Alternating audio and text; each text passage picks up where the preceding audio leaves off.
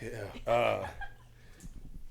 Before I start, I want to acknowledge one thing, man. We lost a coaching stalwart, John Beam, longtime head coach at Laney Community College. I've known Coach Beam for a really long time. When I was at the University of San Diego is when I first met him, coaching out in California. He was tragically killed this past week to a violent crime with a gun. And I'm not political and all that stuff, but it's sad.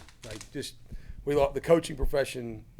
Lost a tremendous man who gave back to so many lives. I mean, I've visited Laney Community College with Coach Beam and spent quality time with him.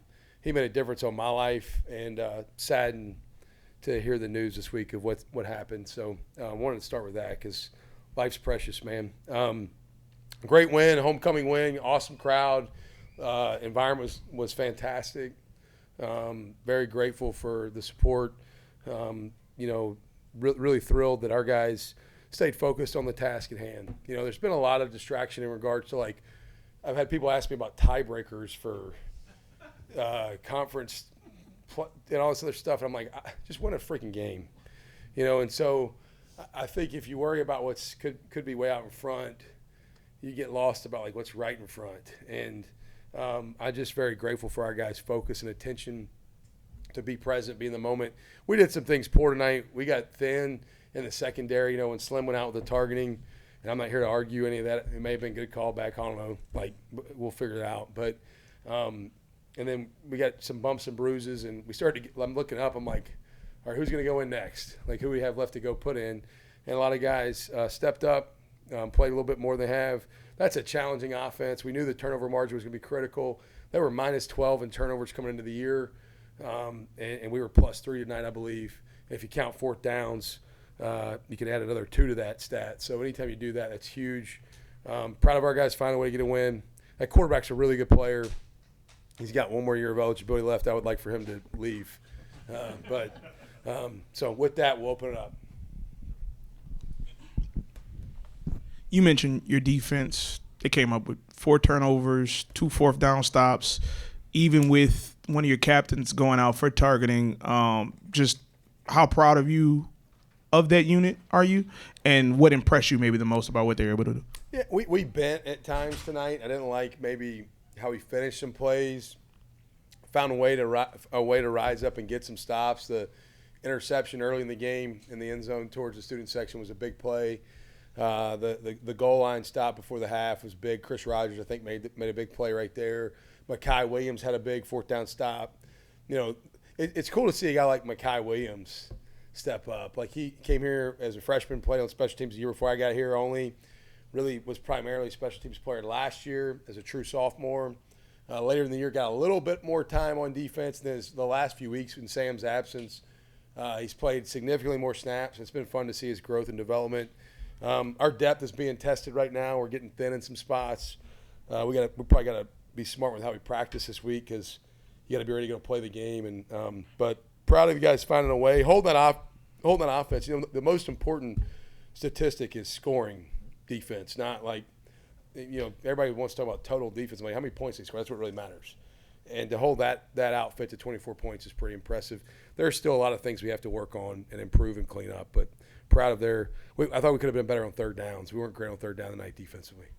And it seemed like there was a lot of times when you needed a big throw, maybe on third down or a run, and Jake came up with it. Can you just speak to his performance tonight and how big he was? Yeah, he's gritty, man. He's tough. He got injured last week and only missed 2 plays. And it wasn't just a little boo-boo injury, something significant enough that some guys might not have returned. He's a gritty guy, man. He's competitive. He's got a little moxie about him, a little chip on his shoulder. He's a competitive dude. I'm proud of his effort. I'm glad he's on our football team.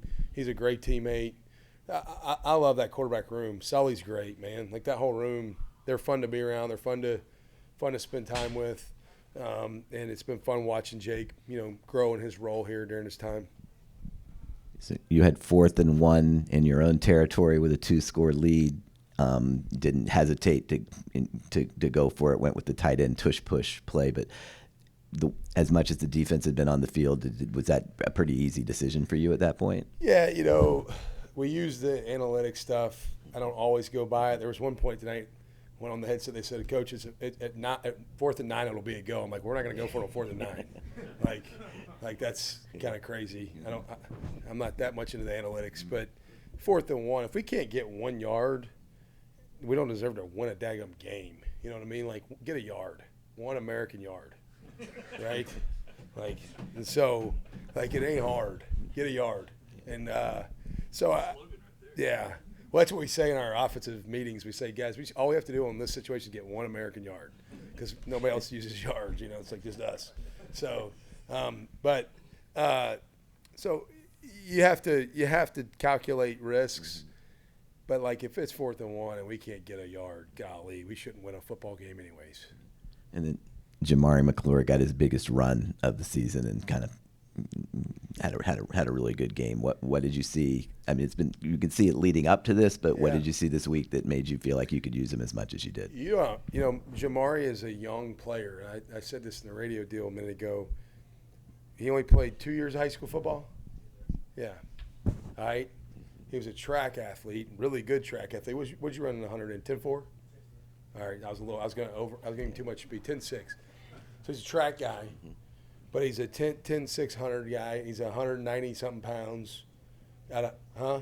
Yeah, but so he's 198 pounds. But no, I'm just kidding. But so he's a big athletic dude. He's a good kid. He's a young player in his developmental timeline. You know, we all want these guys as freshmen and sophomores to go be the starter. It's like everybody has a different growth timeline, and he's flashed. You know, last year at UAB, flashed. You're like, man, I like this young guy on our team. But he's working on consistency. He's showing up every day. I think the one thing I'm most proud of Jamari, you know, he was a little beat up this week. He was limited Wednesday's practice. I'm not going to say the injury. Don't tell him the injury. I don't want anybody to know what it is. But he was a little bit had to be limited with his reps. And so for him to fight through it, show up to rehab, perform the way he did today, he's taking steps forward. 10 carries, 94 yards, and a touchdown. We're privileged to have another Tulane great running back here tonight, Matt Forte. So I introduced Matt to the locker room, which was fun, and then I said he's trying to maybe become Matt Forte one day. We'll see, but he got a long way to go.